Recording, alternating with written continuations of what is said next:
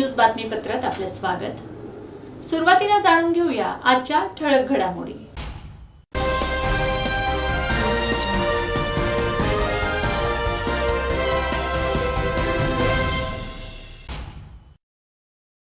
गोराणे येथील जवान कमलेश कदम यांचा कर्तव्य बजावत असताना मृत्यू।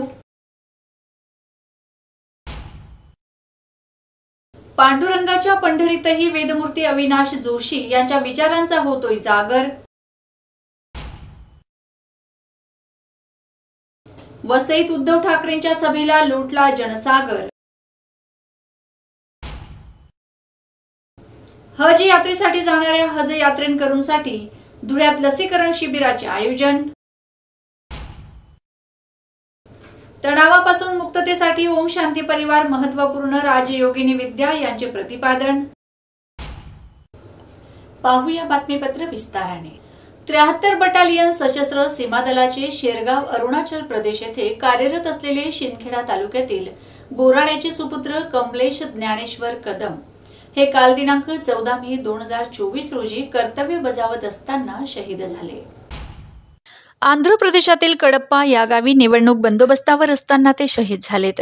त्यांच्या निधनाने धुळे जिल्ह्यात शोककळा पसरली असून एक जवान आपल्या कर्तव्यावर असताना शहीद झाल्याचे दुःख व्यक्त होत आहे। शिंदखेडा तालुक्याचे सुपुत्र कमलेश हे ॲडव्होकेट ज्ञानेश्वर गुलाबराव कदम यांचे सुपुत्र आहेत व SRPF ग्रुपचे ASI विशाल पाटील व धुळे शहरातील महिंदळे येथील माजी सरपंच दिनेश पाटील यांचे ते भाचे आहेत। त्यांची अंत्ययात्रा आज दिनांक 15 मे रोजी सकाळी 11 वाजता महिंदळे साखरी रोड येथून निघाली होती। सहविचारी संत आणि महापुरुषांनी भारतभूमीत अवतार घेतला। संत तपस्वी वारकरी यांच्या महाराष्ट्र भूमीत नैमिषारण्य, 12 ज्योतिर्लिंग आणि 52 शक्तिपीठांचे अधिष्ठान असल्याने महाराष्ट्र भूमी देशात नव्हे तर जगात अग्रस्थानी आहे, असे प्रतिपादन नंदुरबार शहरात आयोजित भागवत कथेत कथाकार वेदमूर्ती अविनाश महाराज जोशी यांनी केले। वारकरी संप्रदायाची पंढरी म्हणून ओळख असलेल्या पंढरपूर नगरीतील पांडुरंग भवनात खानदेशवासियांतर्फे श्रीमद भागवत ज्ञान यज्ञ कथा सप्ताहाचे आयोजन करण्यात आले। मंगळवारी 4थ्या दिवशी श्रीकृष्ण जन्मोत्सव सोहळा उत्साहात पार पडला। शहादा येथील ब्रह्मश्री भागवत सेवा समिती तसेच मुख्य यजमान मनोहर कुलकर्णी, राजेंद्र कुलकर्णी, सुहास कुलकर्णी, किशोर पाठक नवापूर, मधुकर भट, पुरुषोत्तम पटेल, अर्जुन चौधरी, श्रीकांत कुलकर्णी, सुहास कुलकर्णी, हरीश कुलकर्णी यांच्या सहकार्याने कथेचे आयोजन करण्यात आले। संगीतमय श्रीमद भागवत कथेत पुढे बोलताना वेदमूर्ती अविनाश जोशी महाराज म्हणाले की महाराष्ट्रभूमीत पंढरीचा पांडुरंग, संत नामदेव, संत जनाबाई, शेगावीचे गजानन महाराज, स्वामी समर्थ महाराज, शिर्डीचे साईबाबा याशिवाय शाहू, फुले, आंबेडकर, टिळक, आगरकर, गोखले यांनी जन्म घेतला असून वारकरी संप्रदायाचे माहेरघर पंढरीला ओळखले जाते।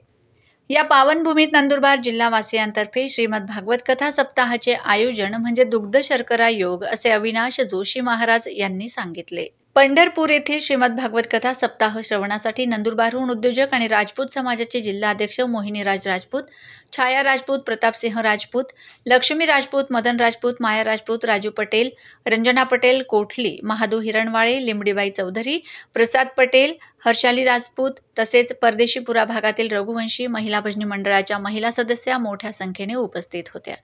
संगीतमय श्रीमद भागवत कथेसाठी हार्मोनियमवर आनंदा मराठे, तबला वादक मुकेश पडोळे, बँजो वादक शिवम राठोड व पौरोहित्य राजेंद्र जोशीकर उपस्थित होते।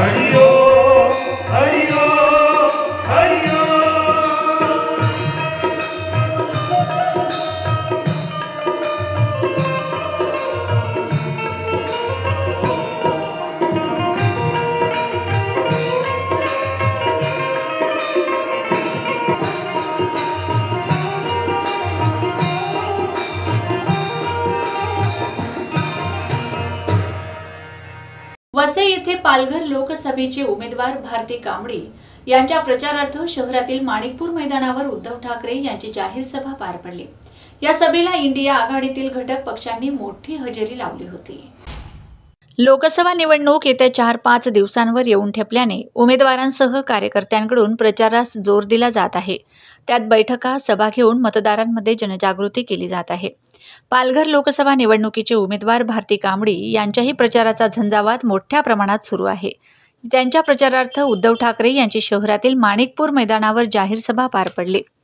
भारती कांबडी या अभ्यासू आणि अनुभवी देखील आहेत। त्यात त्यांचा जनसंपर्कही अधिक असल्याने सभेला इंडिया आघाडीतील घटक पक्षांनी सभेला मोठा सहभाग नोंदवला होता। त्यामुळे भारती कांबडी यांचा विजय नक्कीच होईल असा विश्वास कार्यकर्त्यांमध्ये व्यक्त होत होता। योगेश साबळे, विरार प्रतिनिधी। साहेबांची सभा आहे, मोठ्या प्रमाणात महिला मंडळ आहेत, पदाधिकारी आहेत। ताई काय सांगाल, बहुजन विकास आघाडी समोर आहे आणि एक नवीन उमेदवार उद्धव साहेबांनी दिलाय, काय सांगाल? कधीसुद्धा सुरुवात करताना नव्यानेच करावी लागते आणि अशा नाही की ते नवीन आहेत, त्यांना प्रशासनाचा पूर्ण अनुभव आहे। याच्यापूर्वी त्यांनी जिल्हा परिषदेवर अध्यक्षपद भूषवलेलं आहे आणि अनेकदा त्यांनी निवडणुका लढवलेल्या आहेत। त्याच्यामुळे असं म्हणता येणार नाही की हा उमेदवार नवीन आहे। आमदार आहेत आणि त्यांची फार वर्षापासून सत्ता आहे, कसं सामोरे जाणार तुम्ही मतदारांसमोर? ते आमदार आहेत, त्यांची इथे वसईत सत्ता आहे, पण आज आम्ही महाराष्ट्रातसुद्धा सत्ता गाजवलेली आहे आणि आज महाराष्ट्रभर आदरणीय पक्षप्रमुख उद्धव ठाकरे यांना जो प्रतिसाद मिळत आहे त्या प्रतिसादाचा विचार करता आमचा विजय हा नक्कीच आहे। धन्यवाद मॅडम। साहेब, उद्धव साहेबांची बोला ना। उद्धव साहेबांची सभा आहे साहेब, काय सांगाल? आज कार्यकर्त्यांमध्ये उत्साह आहे, एक नवीन उमेदवार पालघर जिल्ह्याला मिळाला आहे, काय सांगाल? होय, सर्वात अगोदर उमेदवार जाहीर झालेला भारती कांबडी ह्या आपल्या उमेदवार आहेत आणि उद्धव साहेबांनी सर्वप्रथम जाहीर केल्या कारणाने गेले प्रत्येक तालुक्यामध्ये 3-3 राऊंड त्यांचे झालेले आहेत आणि सर्व समाजाच्या, सर्व जाती धर्माच्या लोकांनी त्यांना पाठिंबा दिलेला आहे। काय पुढच्या येणारे जे 20 तारखेला निवडणूक आहे आणि कोणाचं ताबेझाड होणार आहे, लोकांची पसंती कोणाला असेल? आता जेव्हा शिवसेनेमध्ये प्रत्येक पदाधिकारी इच्छुक होते, भारती कांबळे यांना उमेदवारी दिली, काही कुठंतरी एक नाराजीची एक दिशा निर्माण होते का? प्रश्न नाराजीचा या ठिकाणी बिलकुल नाही। उद्धव साहेबांनी जो उमेदवार दिला तो सक्षम आहे। जिल्हा परिषदे अध्यक्ष म्हणून त्यांनी काम पाहिलेलं आहे आणि गेली जवळजवळ काहीतरी 20 वर्ष ते आमच्या सर्व ह्याच्या शिवसेनेचं काम करते आणि प्रामाणिक आणि कामसू महिला आहे। एक आदिवासी महिला म्हणून उमेदवार आहे, त्या ग्रामीण नक्कीच जनसंपर्क आहे आणि शहरी भागामध्ये जास्त प्रचाराचा तगादा लावला आहे, काय सांगाल? शहरी भागांमध्ये तुमच्या मतांचा प्रभाव वाढेल का? ही आदिवासी राखीव सीट असल्याकारणाने आदिवासी महिला त्या ठिकाणी उद्धव साहेबांनी उमेदवार म्हणून दिलेले आहे आणि याचा आदिवासी समाजामध्ये त्यांचं चांगलं कार्य आहे आणि पालघर पंचायत जिल्हा परिषद समितीवरती त्यांनी काम केल्यामुळे शहरी भागातल्या लोकांशी चांगला संपर्क आहे आणि म्हणून त्या 100% निवडून येतील अशी आम्हाला खात्री आहे। प्रतिवर्षाप्रमाणे याही वर्षी हज यात्रेसाठी जाणाऱ्या हज यात्रेकरूंसाठी धुळे महानगरपालिकेच्या कुटुंब कल्याण विभागात दिनांक 15 व 16 मे या 2 दिवसीय लसीकरण शिबिराचे आयोजन करण्यात आले आहे। या लसीकरण शिबिराचा लाभ हज यात्रेकरूंनी घ्यावा असे आवाहन आयुक्त अमिता दगडे पाटील यांनी शिबिराच्या उद्घाटनाप्रसंगी केले। हज यात्रेसाठी जाणाऱ्या सर्व हज यात्रेकरूंनी सदर शिबिराचा लाभ घ्यावा असे आवाहन आयुक्त तथा प्रशासक श्रीमती अमिता दगडे पाटील, अतिरिक्त आयुक्त श्रीमती करुणा डहाळे, उपयुक्त श्रीमती शोभा बाविस्कर, वैद्यकीय आरोग्य अधिकारी doctor M.R. Shaikh, RCH officer doctor Sampada Kulkarni यांनी केले आहे। तर यावेळी अध्यक्ष हाजी अखलाद, उपाध्यक्ष हाजी जलील फराद, सचिव Haji Abdul Qayam, Haj trainer Haji Mohammed sir, Khadim ul Hujjaj community धुळेचे Lalabhai Bhaiya, Mazhar Shaikh, Javed sir, Akhtar master, assistant trainer Mudassir sir, Azhar Jalil, Mahmood Azad आदी सर्व पदाधिकारी उपस्थित होते. धुळे महानगरपालिकेच्या कुटुंब कल्याण केंद्र इथे आज आम्ही हज यात्रेकरूंसाठी लसीकरण आयोजित केलेलं आहे. केंद्र शासनाने जे महाराष्ट्र सरकारकडे ज्या हज पिलग्रिमची लिस्ट पाठवली आहे त्या हज पिलग्रिम्स प्रत्येक जिल्ह्याला सेंटर त्यांचं ठरलेलं आहे. त्याप्रमाणे हे हज यात्रेकरूंना वॅक्सिनेशन देणं कंपल्सरी केलेलं आहे. तर आपल्या धुळे जिल्ह्यात 512 लाभार्थी आहेत आणि आज दिनांक 15 आणि दिनांक 16 तारखेला या 2 दिवसात आम्ही या सर्व हज यात्रेकरूंचं लसीकरण पूर्ण करणार आहोत. टोटल 512 पैकी त्याच्यातले 270 या महिला हज यात्रेकरू आहेत आणि 254 या पुरुष हज यात्रेकरू आहेत. याच्यात या हज यात्रेकरूंचं आम्ही सर्वप्रथम वैद्यकीय तपासणी करून ज्यांना डायबिटीस बीपी आहे त्यांचं मेन्शन करून त्या लोकांना प्रामुख्याने आम्ही 3 वॅक्सिन जे शासनाने आम्हाला दिलेले आहे ते देत आहोत.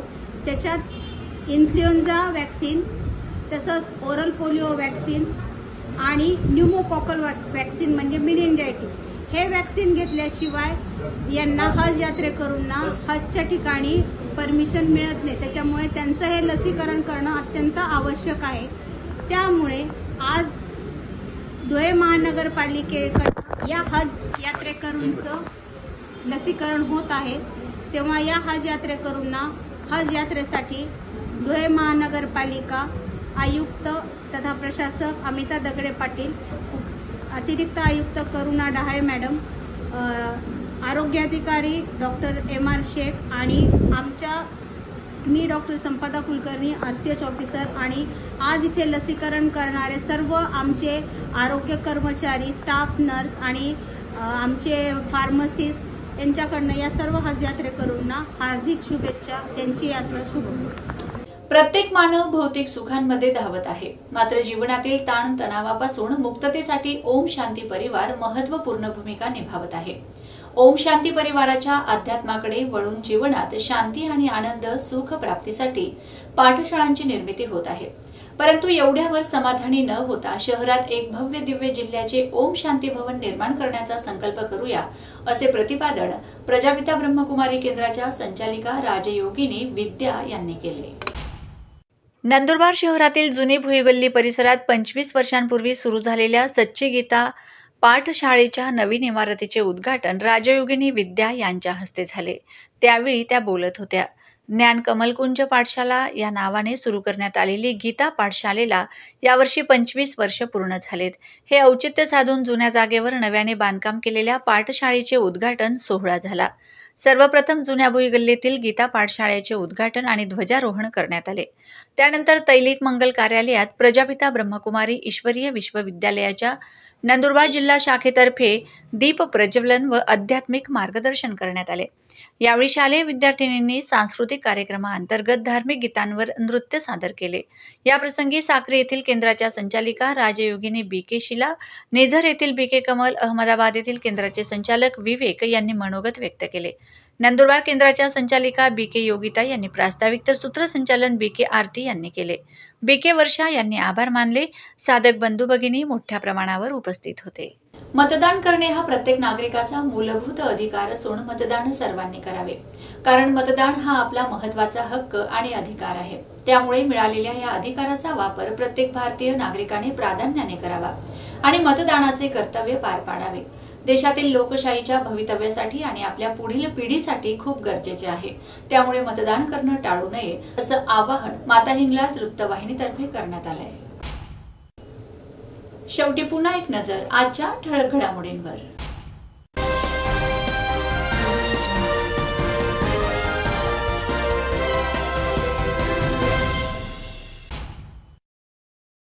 गोराणे येथील जवान कमलेश कदम यांचा कर्तव्य बजावत असताना मृत्यू.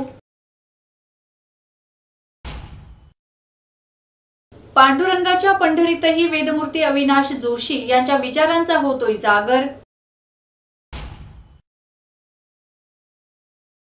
वसईत उद्धव ठाकरेंच्या सभेला लोटला जनसागर. हज यात्रेसाठी जाणाऱ्या हज यात्रेकरूंसाठी धुळ्यात लसीकरण शिबिराचे आयोजन. तणावापासून मुक्ततेसाठी ओम शांती परिवार महत्त्वपूर्ण, राजयोगिनी विद्या यांचे प्रतिपादन. याचबरोबर माता हिंगलाज टीव्ही न्यूजचं बातमीपत्र संपलं. भेटूया पुढील बातमीपत्रात. तोपर्यंत नमस्कार. जय हिंगलाज.